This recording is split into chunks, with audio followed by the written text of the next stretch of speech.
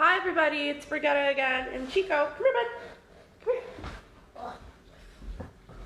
Oh, that's his hello. We are doing bobbing for treats today, which is an enrichment activity. Let's see. It is a special one because it stimulates their curiosity and it works on their inhibition and problem solving skills. So by inhibition, that means it's really good for dogs that maybe are a bit more reserved or aren't comfortable acting on their curiosity yet. That's not a problem Chico has.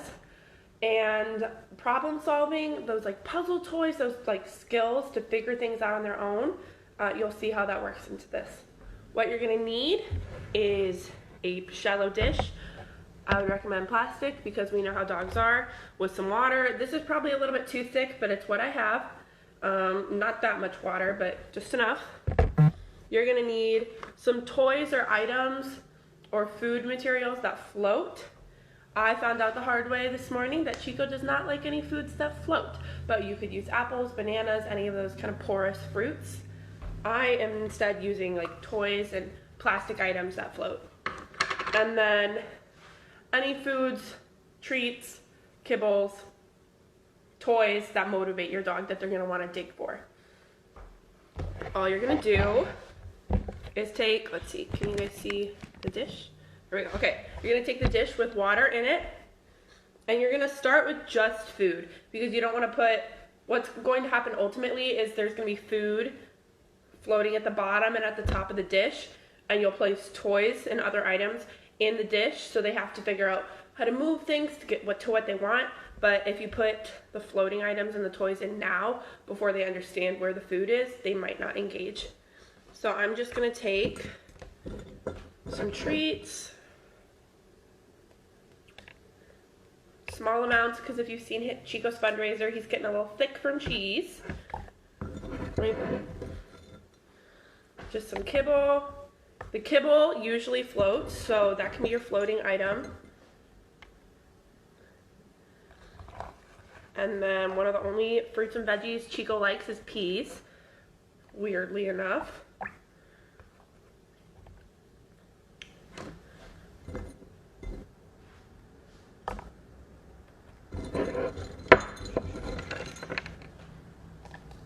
Okay, so you're just gonna take it when it has a little bit of stuff in it, not a lot, and you'll put it on the ground and let them figure it out. Let me swap you around. Hey bud, I've set out a mat with like the rubber side up in the hopes that he doesn't flip it over. Sit. Good boy. Come on. You always act out. Okay. So now you see it's kind of weirded out that it's in water, but he knows he wants it. Also, preface this, we have not done this activity before, and Chico isn't the biggest water lover, so this is really new for him. This is a great example of an inhibition exercise for a dog.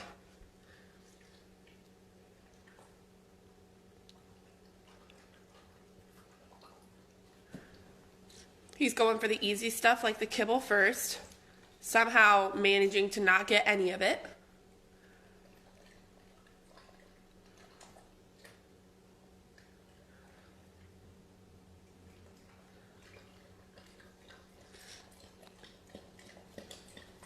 Now he's just drinking the water. I feel like this is the worst sports commentary of all time.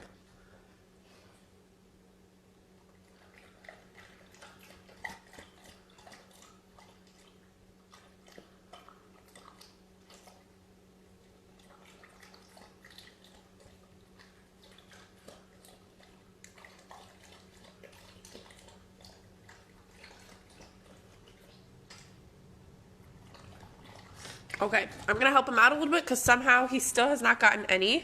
Come here. Come on.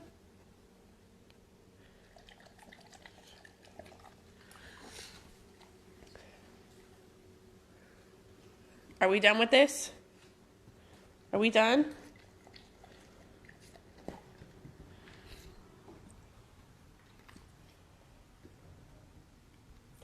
Okay, Chico has decided this is not for him, which is totally fine. That's going to happen to some dogs, but I'm still going to show you what should happen next if your dog isn't a little stinker like mine.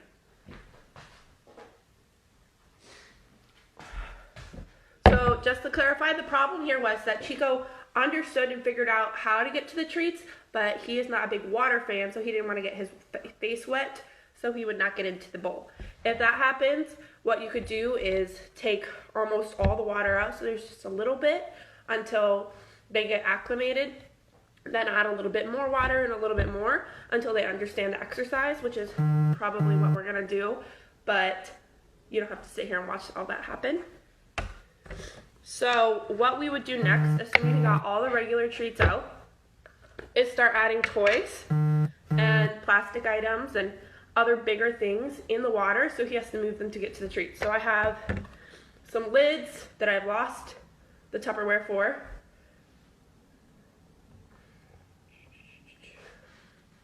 Lids are good because they have a lot of surface area, but they're easy to move and you know they're going to float. I have some plastic toys that hopefully will float.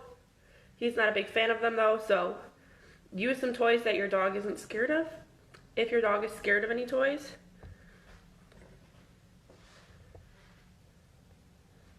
So my dish kind of looks like this. As you can see, there are toys obscuring where the food is, so he would have to move them to the side to get to what he wanted. You could add some treats on top of the floating items. You can mix it up, whatever's best for you and your dog. And that's pretty much the exercise. I'm sorry my dog is scared of water. We did not know that until now.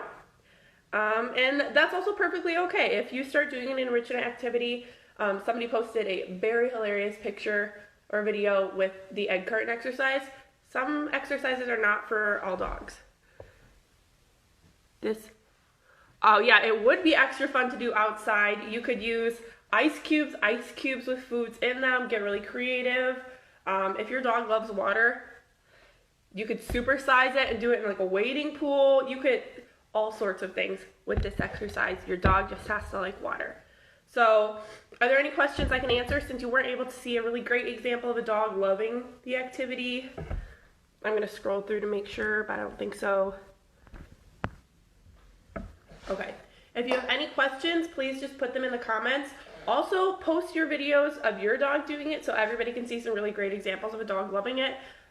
Nobody should have to suffer because Chico is shy. Right, bud?